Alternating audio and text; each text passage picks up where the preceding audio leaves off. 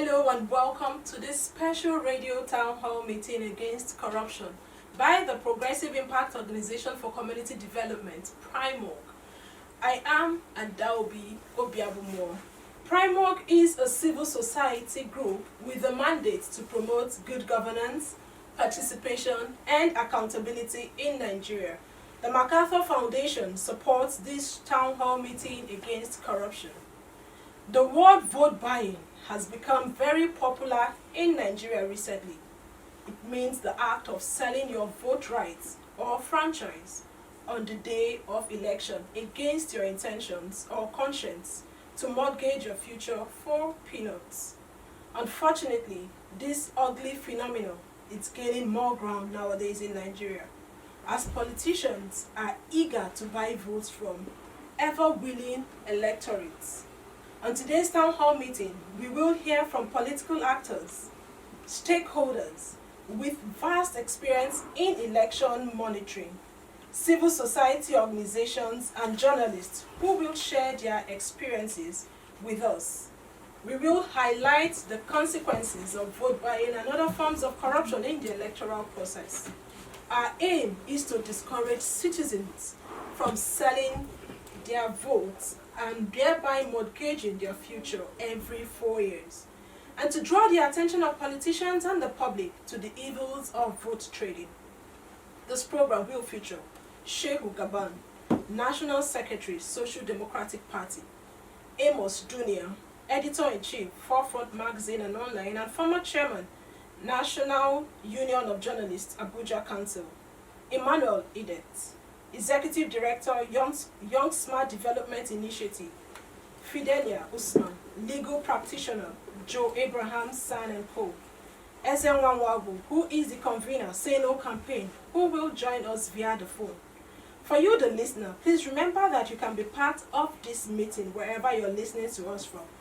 Why do you think citizens find it so easy these days to sell their votes? Are you comfortable that vote buying is gaining popularity in recent times? What should we do to discourage vote buying or any other corrupt act in the electioneering process in Nigeria? Be ready to join us through the phone to share your thoughts with us in the course of the deliberations. You can also begin to send your views to 0902 265 6167. That is 0902 265 6167. Let's now listen to the opinion of some Nigerians on the impact of vote buying on the quality of leaders that emerge after elections in Nigeria.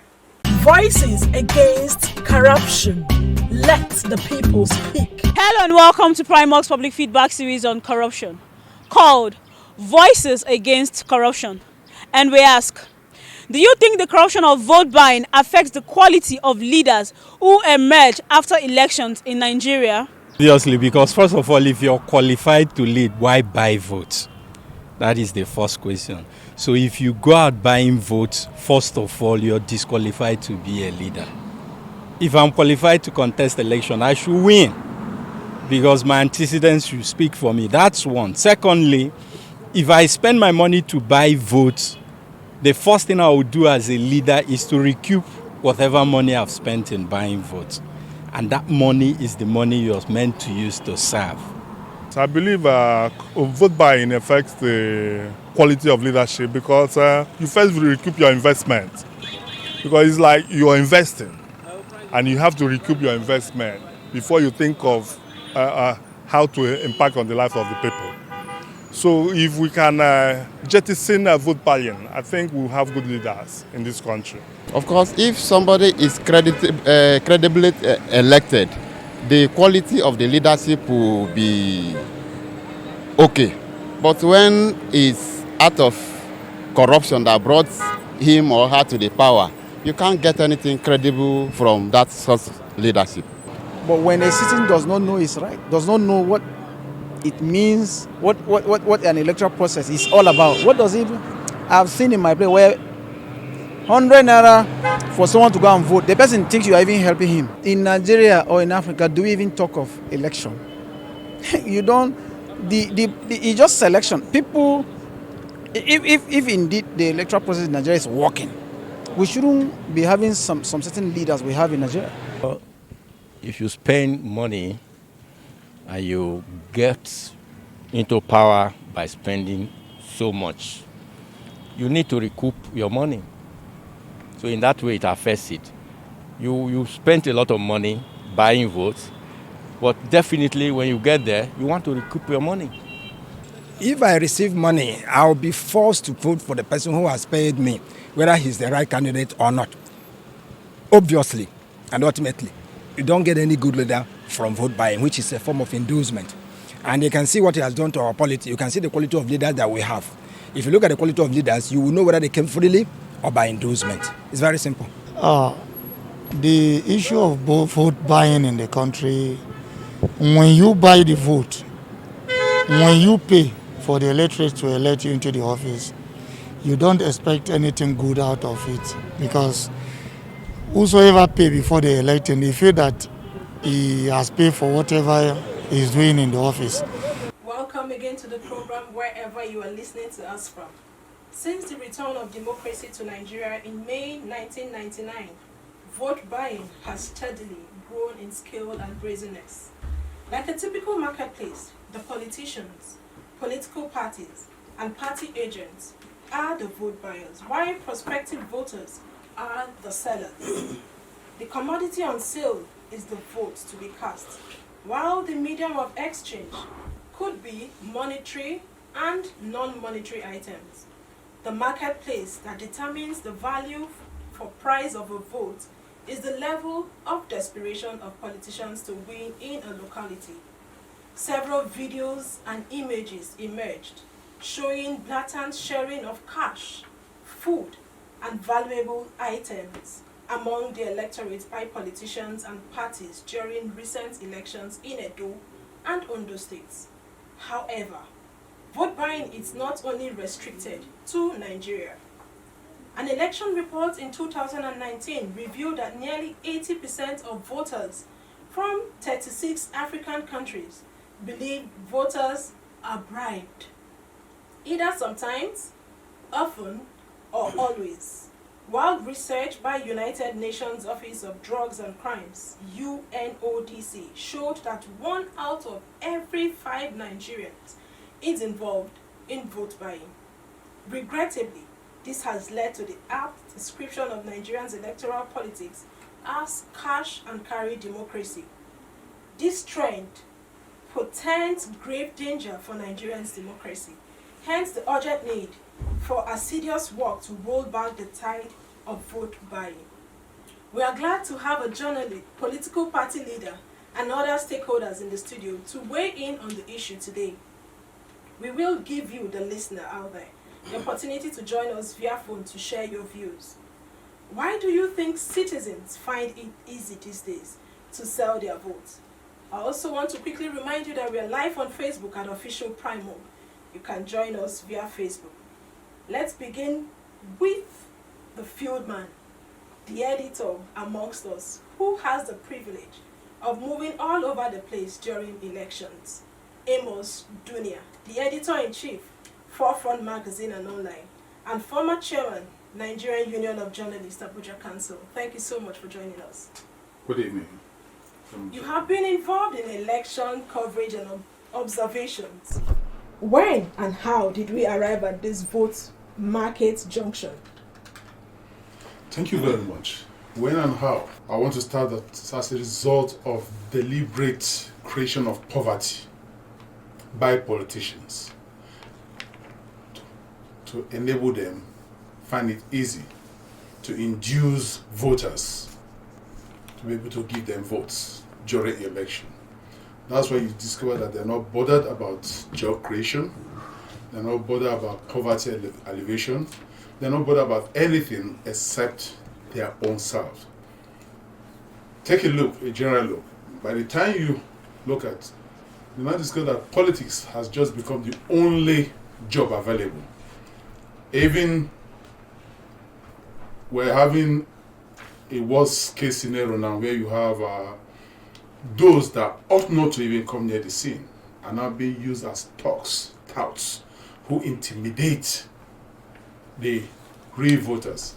So we now have a case whereby whether you participate or you don't, the talks are even ready to do what you, the genuine voter, want to do.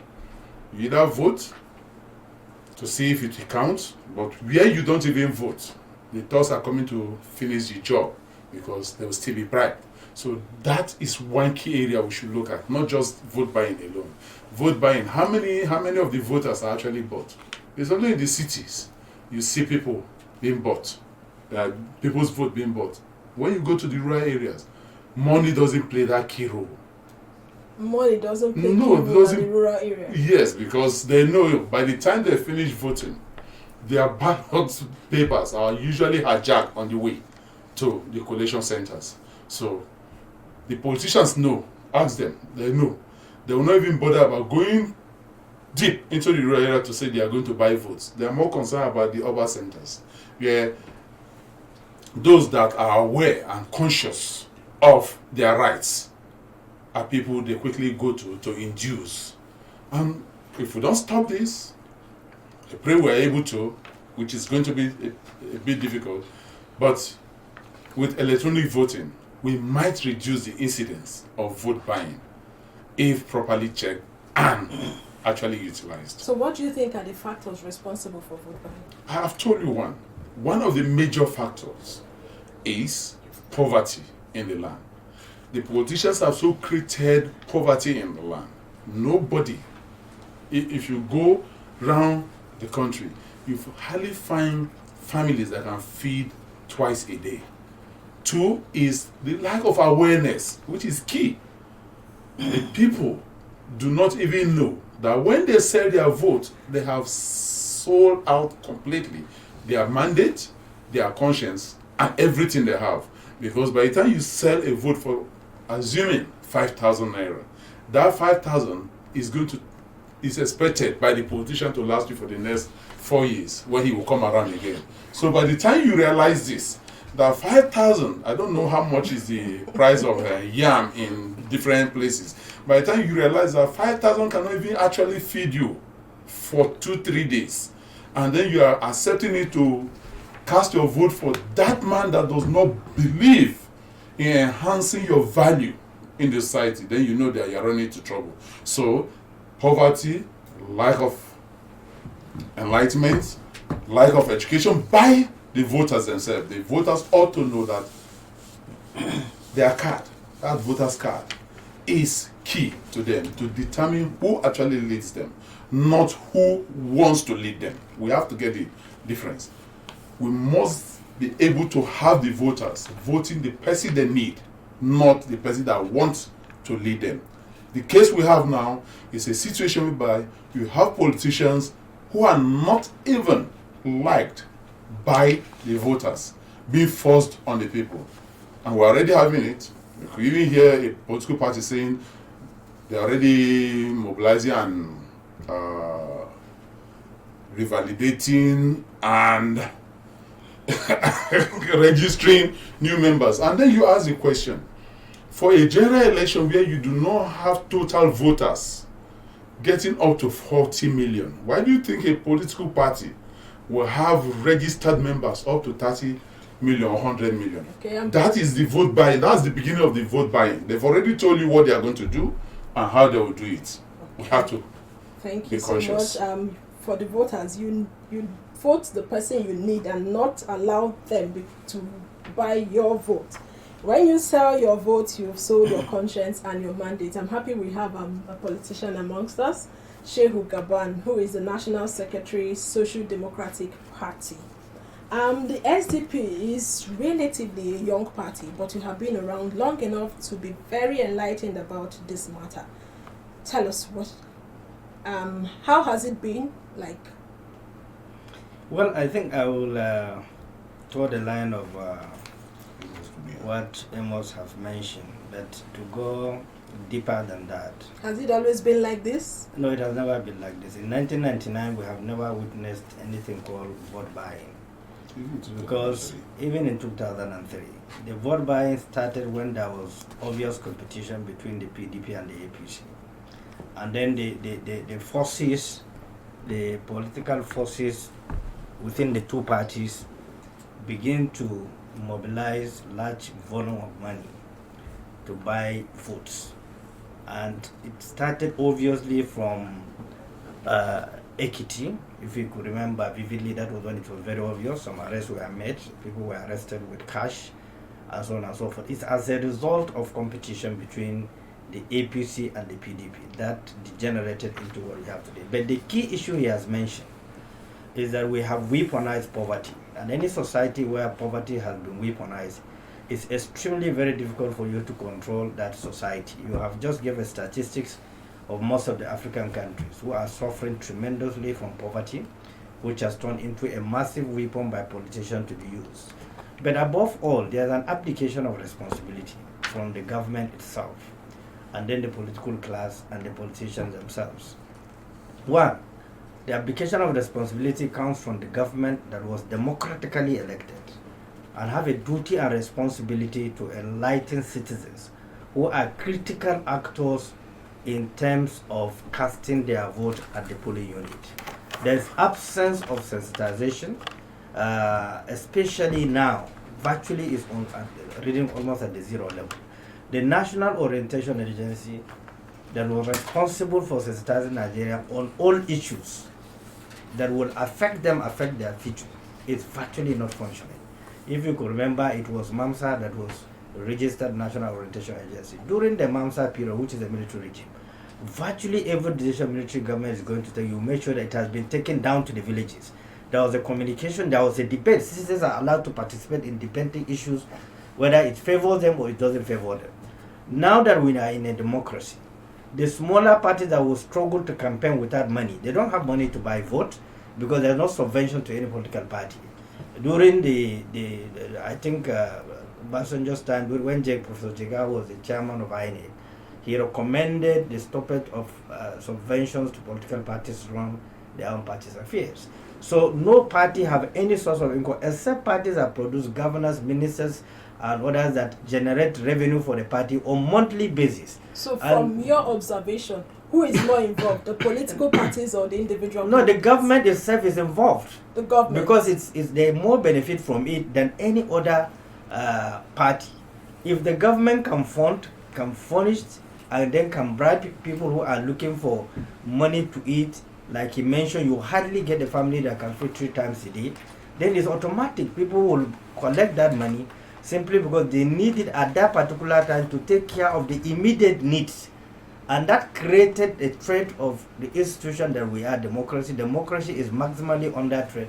Unless something is being done by both the political parties, the government itself, the citizens that goes to the polling unit to cast their vote, and they understand the implication of using their finger to sell themselves or their vote for 4 years and to wait for another 4 years, except if perhaps somebody died who was elected or there's act of incapacitation and INEC decide to go for by-election. That's the only opportunity you will have if it affects your constituency, perhaps to change your mindset. But then it's the responsibility of largely the government that owns agencies and other social media organizations, for all of us as a people to be patriotic enough to enlighten the citizens that, look, when you are casting your vote and somebody brought 10,000 or 1 million, collect it. You did not bargain for it. But then do the right thing, vote the right thing. You cannot stop it. Look, as we are today, the situation we are, you cannot stop it. All you can do is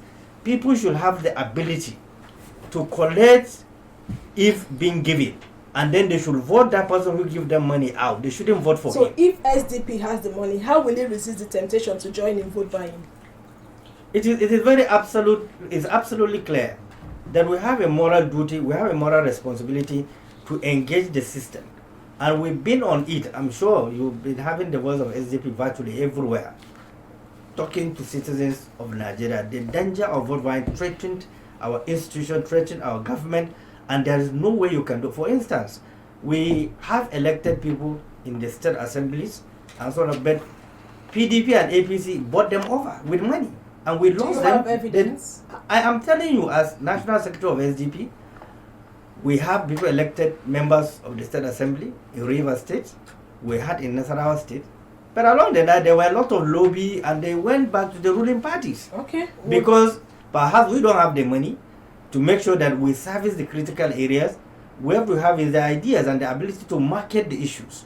And it's difficult for somebody who is suffering from massive poverty, hunger, and starvation for you to keep on. All he will tell you is that it's not English that is going to eat. Okay, so this is obvious. This is reality that we are facing as a party. But we have Ezenwanwagu on the phone. He is the convener, Say No campaign. Thank you so much for joining us, Ezenwan. Yeah, how are you, Adobe? We are good over here. With your vast experience in election observations in Nigeria, what are the root causes of vote buying before or during elections in Nigeria? Okay, the vote trading it has different dimensions. So it's important to start from the institutions that are the platform for leadership recruitment, which is the political party. The vote buying first starts, especially in the dominant political parties, when delegates, because of choosing candidates for political office, are bribed in many states up to the tune of ₦1 million per delegate. So the desperation that comes from that infects the candidates in the sense in which they want them to throw everything into ensuring that they capture power more as a hedge funder than as an investment than people who want to render public service. So that's so you talk about first the whole absence of internal party democracy is a driver for what you are going to eventually see at the polling arena, which is the polling units. That's number one. So whether they are big parties or whether they are dominant parties or others, you find out that they commercialize their tickets. It depends on the rates, and most of those parties wait for people to fall out of the dominant political parties. They now market their parties and sell the tickets of their parties to those people. So at every level, there's a correlation between what the parties do with their tickets and how those who appropriate those tickets eventually relate with the voters. So that's one angle to it. The next angle is the issue of law and order regime around electoral malfeasance. Unfortunately for us, the people who make laws for that criminalize vote trading, vote buying, and the likes are the people themselves who benefit from this perfidy. So the kind of laws that you have against vote trading are sweetheart sanctions. What I mean sweetheart sanctions, the kind of penalty you have for vote buying is the one that people can even pay ahead.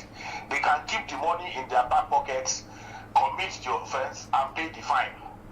So what are the impacts of this? What is the impact of vote buying in Nigeria overall, especially with regards to political development? The first consequence is the desecration of the quality of citizenship.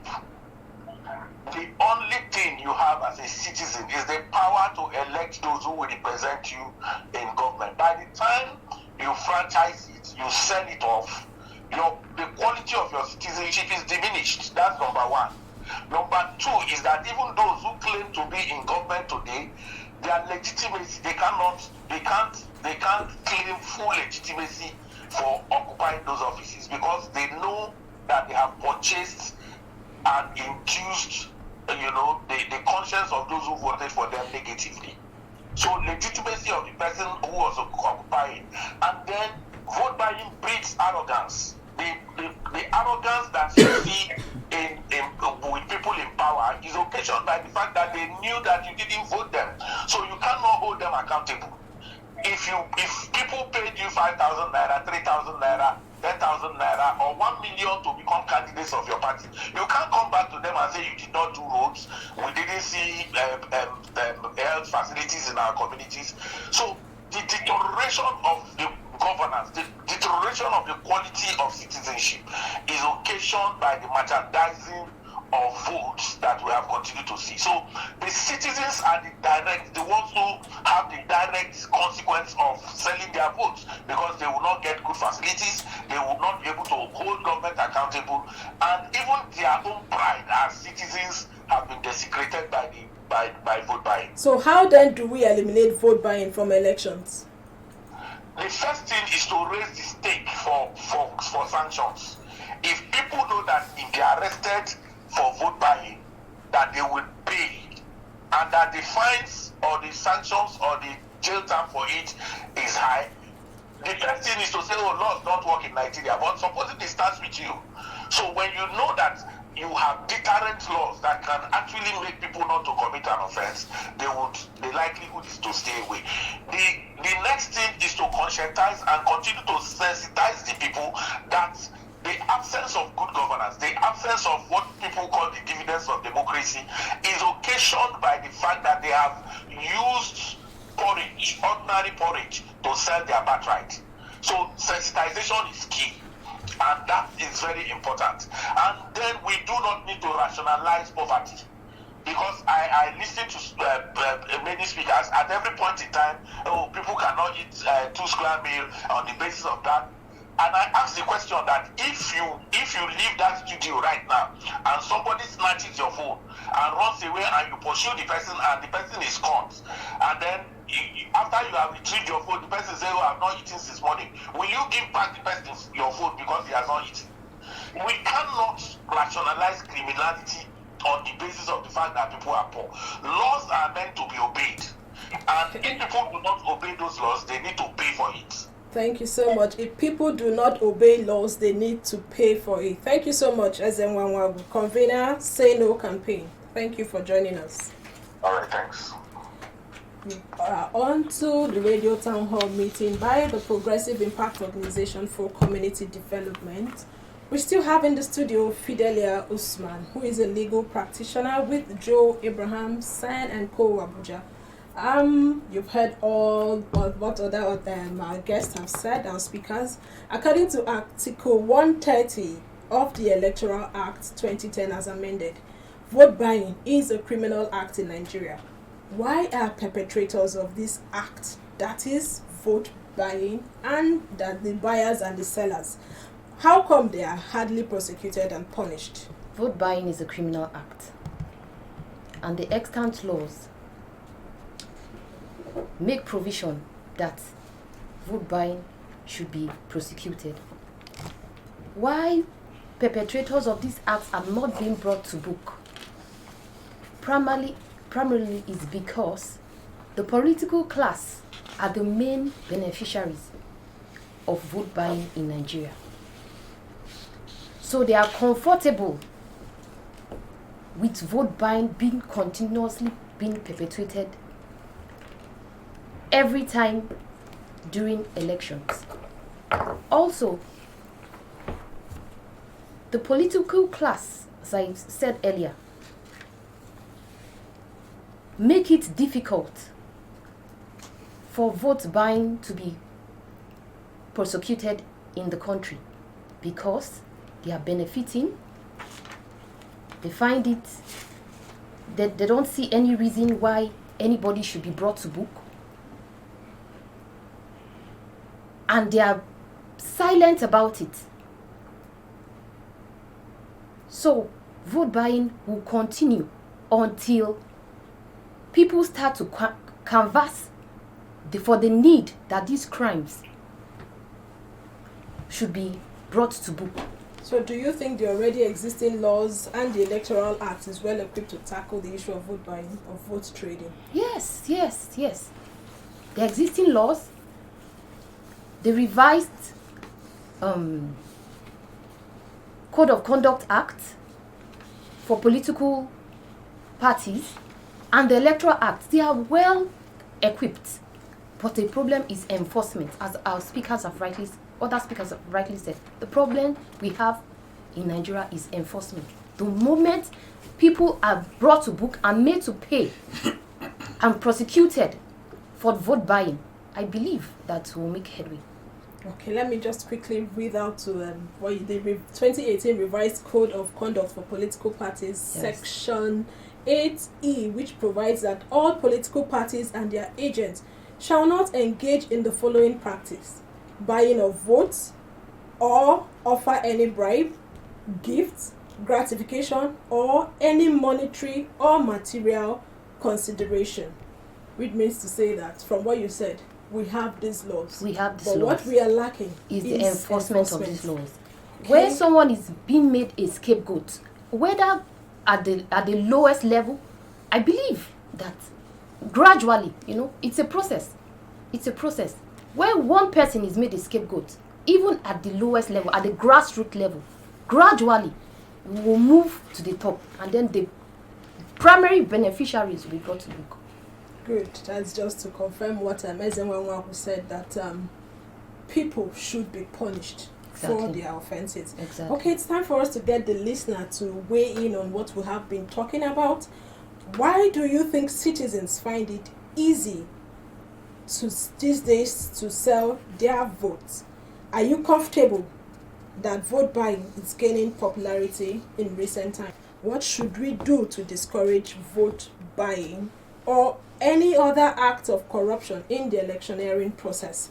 We also have in the studio Emmanuel Edet, who is the Executive Director, Young Smart Development Initiative. Thank you for being here with us. It is believed that corruption during election cannot be possible without youth, due to their overwhelming population. What are the youth doing to... Okay, let me take this out. Get back to you, please. Hello? Hello? Yes, good evening. Your name and where you're calling from? Good. My name is Jonathan. I'm calling you from Kabuka. Jonathan, let's hear you. What should we do to discourage vote buying in Nigeria? Okay, what we can do to discourage vote buying completely is to take away the power of appointment of INEC officials from the hands of the executive. By so doing, they will not down to the tune of anybody to discharge their duties. But is it INEC that sells votes? They are not the ones that sells vote, but their actions will discourage the political parties from doing that. Because some political parties, because they are empowered, they can do anything, and the INEC will not take any law against them. Okay, thank you so much. Appointment of INEC chair from the executive. Okay, Emmanuel, like I said earlier, it is believed that corruption during election cannot be possible without youths due to their overwhelming population. Why are the youths doing too little against vote buying and other election corruption? Okay, thank you very much. I think the youth they are not doing too little because if you look at the high percentage of people that drive election are young people, ranging from adult staff, NYC, even the party political party agents, so many to mention. They are all young people. So young people are actually playing their role to make sure that the ship that we are pushing gets to where it ought to be. So young people have not really, the only thing young people does is that we are being victimized here. Yes, I can say that anytime, anywhere. We are being victimized. We are being victimized in the process after we work so hard to make sure that the process gets to be in place. So why am I saying this? The population of Nigerian youth is very high for our government to harness the potential, but they refuse to do that. They will use us on the election day. We use us from some places. The elections are taking place. A place like Bayelsa, they use us to cross the sea, use us to cross the desert, use us to cross everywhere. Then at the end of the day, after the whole election, They will abandon us. Then afterward, they will now say that we are the one. You does not have money to buy vote, to pay for any vote. I voted on the day of election. I should be on the queue from morning till night to make sure that my vote, I has casted my vote there. I follow my vote to be counted. And I've been in the midst of thousands of youth. I've never seen the one that collected money in my presence. I don't know why whether that happened in the rural village, just like our co-colleagues have said. I've not have opportunity to vote. He said that vote buying and trading occurs in the city. Okay, in the city, but I've been in my center here in the Gariki. I've not seen where young people collected money to vote. Instead of that, we are the one working for the election to take place. Okay, your organization is a youth organization. So what is the organization doing to encourage, to discourage youth-led corruption? Just like I said earlier, I've not seen where the youth have really do anything that has to do with corruption. Instead of that, we work so hard.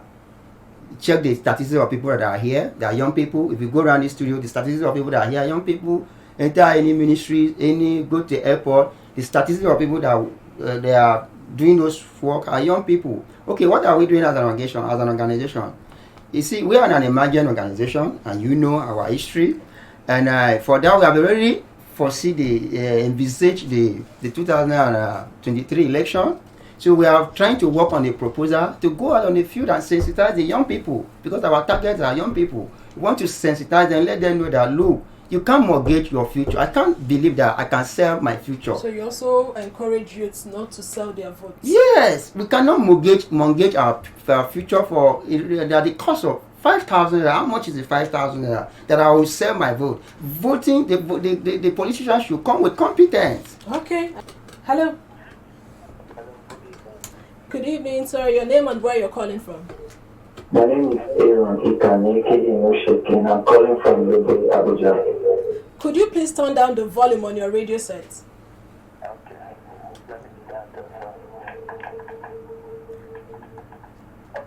Please go ahead. So, the food buying in Nigeria has become a phenomenon that over the time that has not been resisted. It's so bad that politicians are buying votes. Vote buying has led to so many evils. It has led to corruption. Corruption is the cankerworm that has eaten deep into the fabric of Nigeria politics. Vote buying is the reason why politicians are not performing well. They are underperforming. So the people need to be conscientized and sensitized on the evil of vote buying, so that they, by themselves, realize that, okay, when they buy my vote, they won't perform well. So they will stand against the evil of vote buying. So there is nothing like, for example, if they start to arrest them now, it's very difficult to enforce. You have 30 seconds, please. Okay, it's very difficult to enforce law in Nigeria. Even if you arrest them, it won't work. So the people need to be conscientized and sensitized. Thank you so much. They need to conscientize the citizens on the dangers and ills of vote buying, vote bribery, vote trading, whichever name you call it. It is not good. The citizens need to be conscientized. I just want to create a scenario here. You're giving, as a voter, prospective voter, you're giving 4,000 naira. How many days are there in a year? 365. For 4 years, most times we don't get to see this political elite.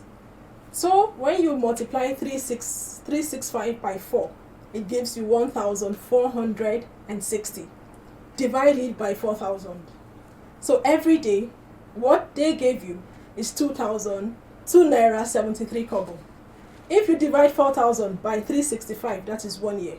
What you are giving is 10 naira 95 kobo. Now you want to ask yourself, what is the foregone alternative of this money?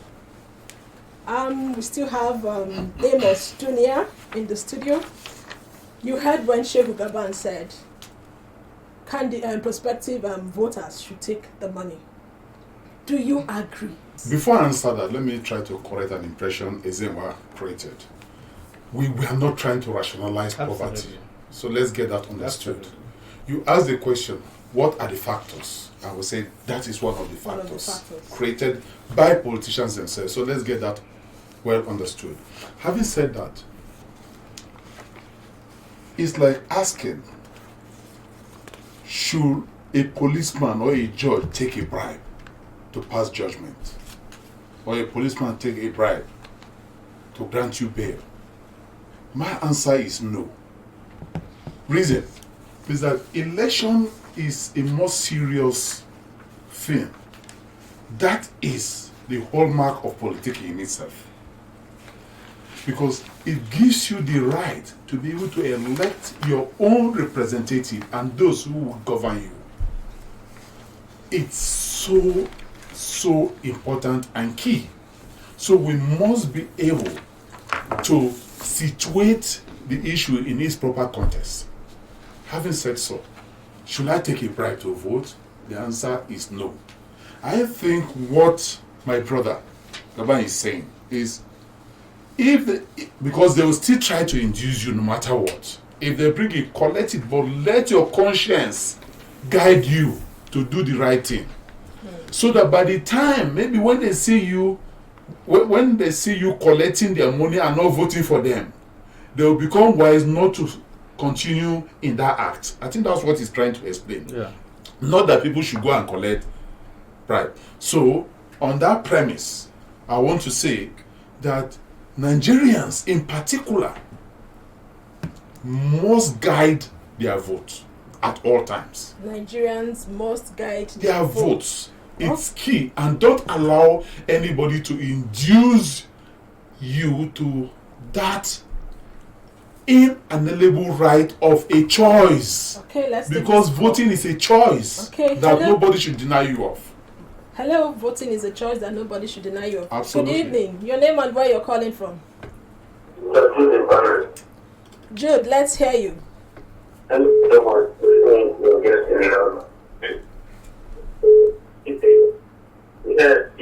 best way of vote by is also it depends on the youth. The youth should try as much as possible to get yourself something to it. Work hard and get yourself something. You don't be idle. Even though a government is not create job for you, try as much as possible to make sure you have something to it. It is lack of no job and lack of too much of idleness across this by both sides of the. For example, now as I am now, there is no how much will you bring to my place to make me to sell my vote? What is 5,000 naira? What is 3,000 naira? But because many of them don't have job, they don't have anything to eat. 3,000 naira, 2,000 naira. If you brought it to their face, it looks like $1 million naira to their face. They don't have choice than to collect that money. So I think if we are working hard and to make sure that we have something to eat, I don't think politicians will come with such kind of money and say that they want to give you politics. Okay, thank you so much. It's encouraging us Nigerians to be gainfully employed. Aside from employment, you should have a skill. You should be busy. You should work. You should empower yourself. By that, it will be difficult for politicians to buy your vote. And we have Tony, who joined us via Facebook, and he says politicians are the greatest obstacle to our electoral process. They are benefiting from the flawed electoral process. That is why they are not ready to amend the Electoral Act or the Constitution.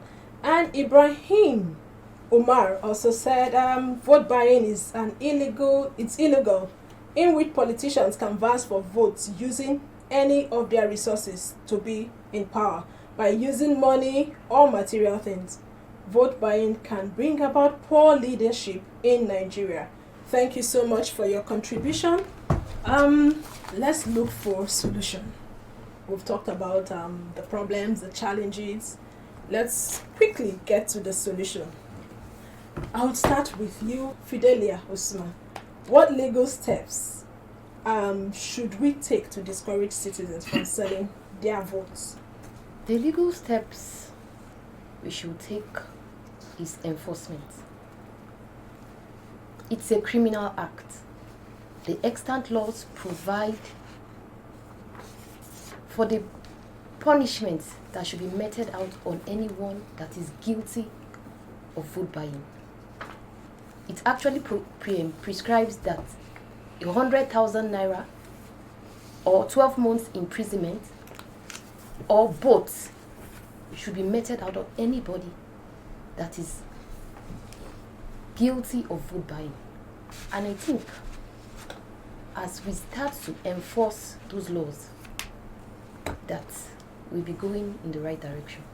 Thank you so much. Shehu Gaban, National Secretary, SDP.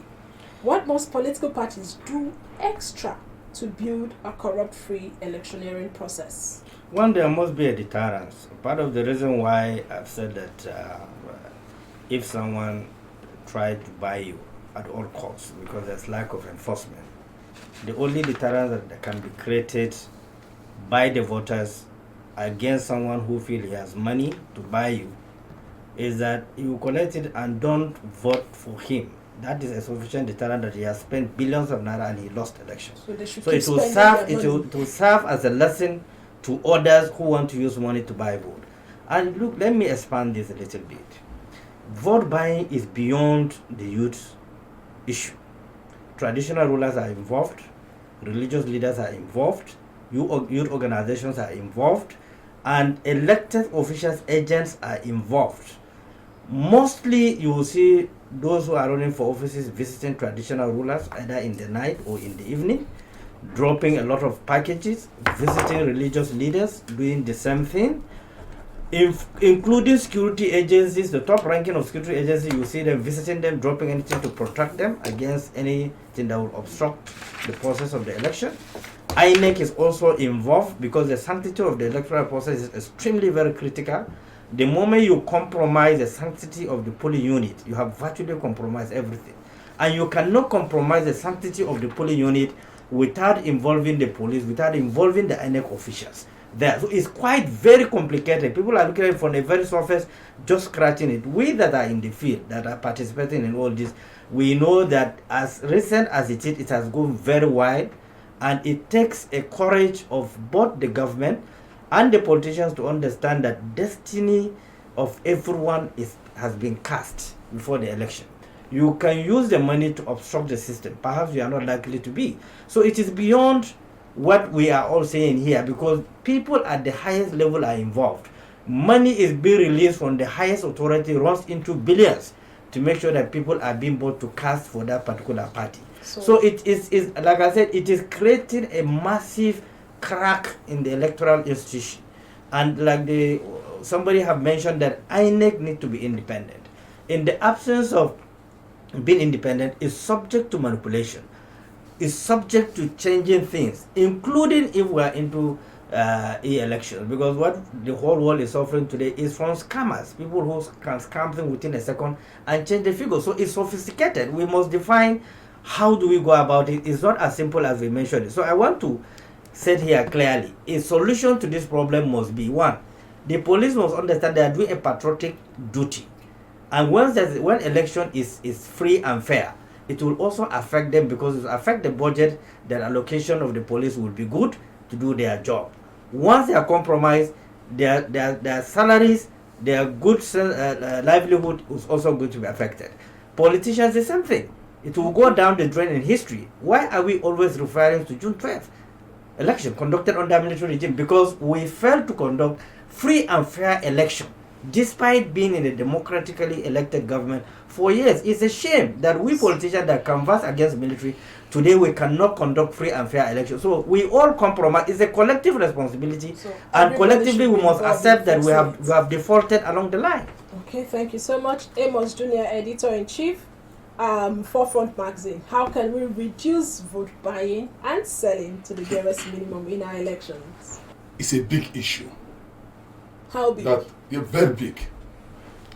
We need an all-encompassing framework to be able to address it. But if you ask me, I'm more concerned about our institutional structures be able to allow to work effectively and independently.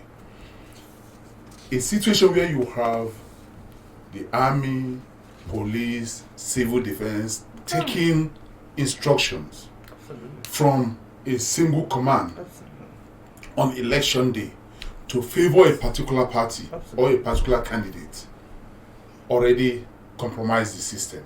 So we need a structure that will be able to remain independent. Let INEC itself be independent of the executive.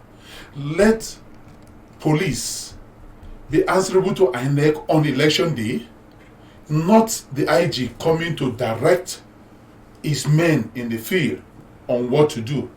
You can see what happened in Kogi, where police helicopters were even firing on voters, tear gassing voters. So it's a problem where they felt that maybe the government in power was not having much to gain from that particular polling unit. But if you have a police that is independent, you can see what took place in the US of recent at the Capitol. So we need an independent police. With not just police, the INEC. All the institutions on election day in particular. But let me ask this question as a poser. I will try to answer it too. We've always, for the past 4 or 5 years, been told that EFCC, ICPC are always at polling units where people are casting their votes. What has happened? Why is it that these same institutions, anti-graft agencies, have not been able to come up with one person that they have so far tried in any court of law? Because they belong to the two ruling parties. And when we're talking about vote buying, it's actually not about the other political parties. It's about the two dominant parties that have opportunity of giving contract, inflated contract. The money from that inflated contract usually is used to service the political party in power. We can go on and on. 1 hour is too small for us to address these issues. We have a message from Umar Ibrahim, and he said, I'm watching live from Suleja, Niger State. The first speaker said vote buying happened only in the city. I kick against that. In fact, it happens more even in the rural community. Emmanuel, you have the last take. What is your advice to the youth who are looking forward to selling their votes in the next election? I think the government should, one I would say is the things of the mind. Because all what we are discussing here, it boils down to the mindset. Because trust me, I believe that if somebody gave any of us here money to sell our vote, we won't do that because our minds have been transformed. So we need to transform the mind of young people. Then we need to also take the voters' education, very, very important, to the grassroots level. So that people can be able to enlighten and know the essence, the repercussion of selling vote, the pros and cons of selling their vote, just like the way you did the mathematics. It was a very clear mathematics. I do see the reason why I should sell my vote for how many it's not even up to $1 for a period of 4 years. So it's not happening. I think it's the mind education and voters education should be taken to the grassroots level so that everybody should be informed for the decision you want to make for 4 years. Okay, thank you. Daniel John, who says vote buying not only does it affect the outputs, dividends of democracy, but also the growth of the said democracy and the sustainability of good standard of living. And I want to ask, after selling your vote, do you have the moral right to demand accountability and transparency from the elected officials?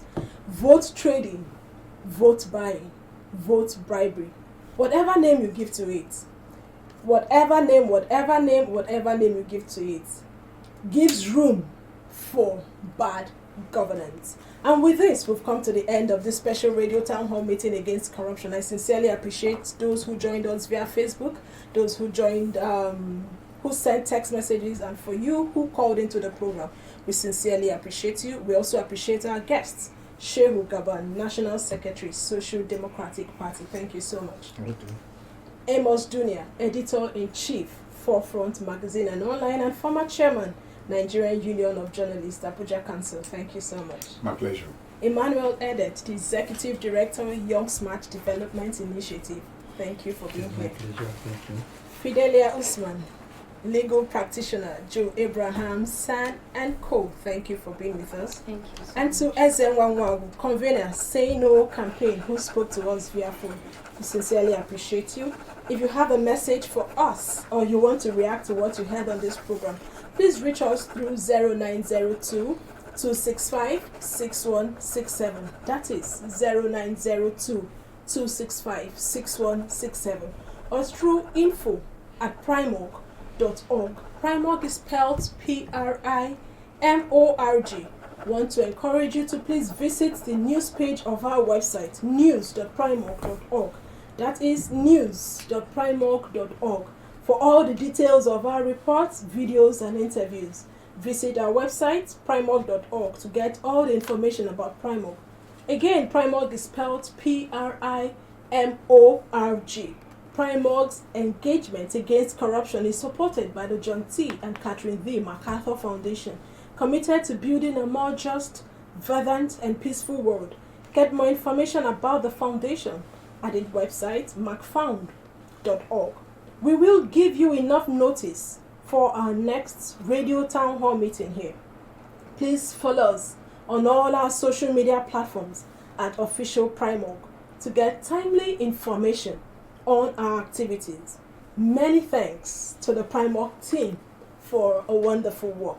The executive producer of PRIMORG's radio town hall meeting against corruption is Okiria Agbonsurimi. I am Adaobi Obiabumo. Stay safe.